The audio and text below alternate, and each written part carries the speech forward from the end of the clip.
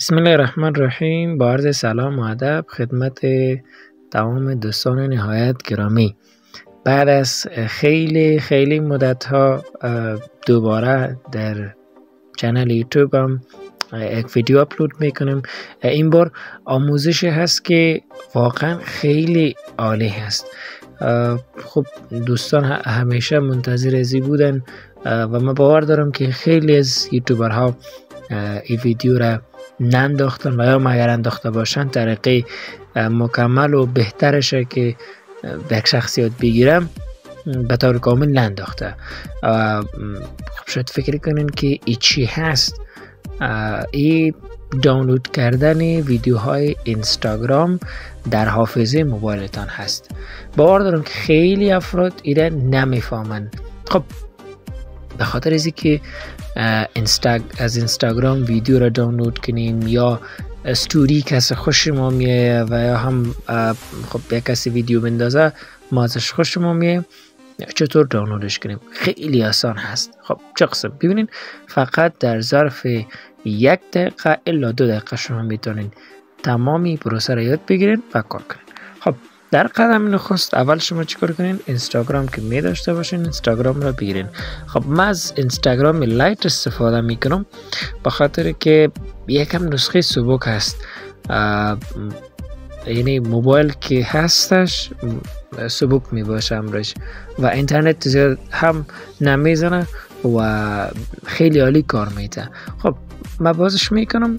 ببینین زمانی که باز میشه خب بر شما ویدیوها هسته. فرضاً من میخوایم که اینی ویدیو را برای خودم در حافظه موبایل میره دانلود کنم.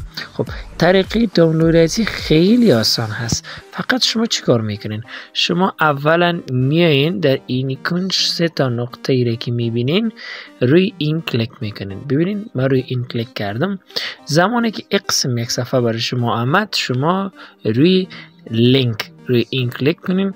زمانی که لینک کلیک کردین براتون میگه کاپینگ، یعنی در حال کپی کردن، میگه لینک کاپید. خب لینک کاپی شد. خیلی آسان. فقط پس از اینستاگرام براین در قدم دوم شما به یک اپلیکیشن یا یک دانلودر دیگه نیاز دارین که خیلی یک دانلودر عالی هست. او دانلودر کدام هست؟ او هست ویدمت که شاید خیلی از شما همراهش آشنایی هم داشته باشین. خب زمانی که من ویدمت را باز میکنم بس ببینین. خب در اینجا خب من چون قبلا این کار میکردم، قبلا هم از اینستاگرام رو دانلود میکردم، برای من مستقیم میکنه می ویدیو اینستاگرام شما میخواین که دانلود کنی که همیل کودش کپی کردین. خب من روی لیتر کلیک میکنم برای شما در اول این مقسم صفحه میاد. درست؟ خب شما در اینجا چی کار میکنین؟ شما در جای سرچ هست، شما در اینجا میاین و روی اینجا کلیک میکنین. خب زمانی کلیک کردین بیاین و امو لینک را که کپی کردین فقط در اینجا پیست کنین و روی گو کلیک کنین. در اینجا ببینین برای شما همو ویدیو اینستاگرام در اینجا براتون میه. خب فقط کمی صبر میکنین. ببینین در اینجا برای شما آپشن آمد. شما در اینجا 2 تا آپشن دانلود هسته.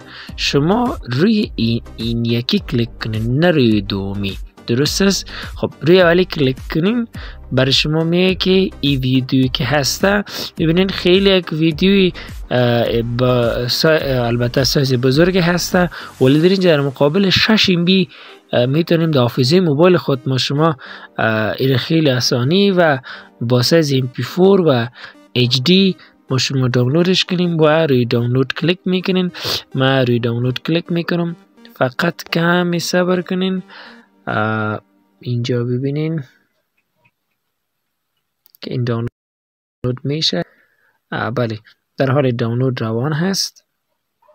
ببینین فقط 6 MB هست در حال دانلود و میگه که دانلود شما تکمیل شد. ما اینال میبینیم که آیا در حافظه موبایل ما این ویدیو آمده یا خیر. خب ما میرم در اینجا.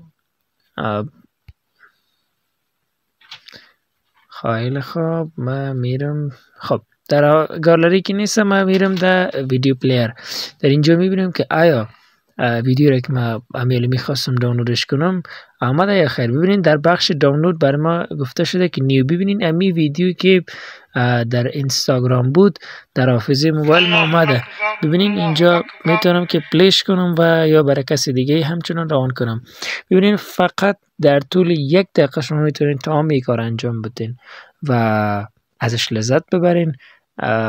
انشالله چون ویدیو طولانی میشد به این خاطر اگر ستوری کسی را بخوایی که او را برای خودت دانلود کنی، انشالله در ویدیو کوتاه بعدی براتون را هم نشان میدم که ستوری اینستاگرام را چه قسم به حافظه موبایلت دانلود کنی.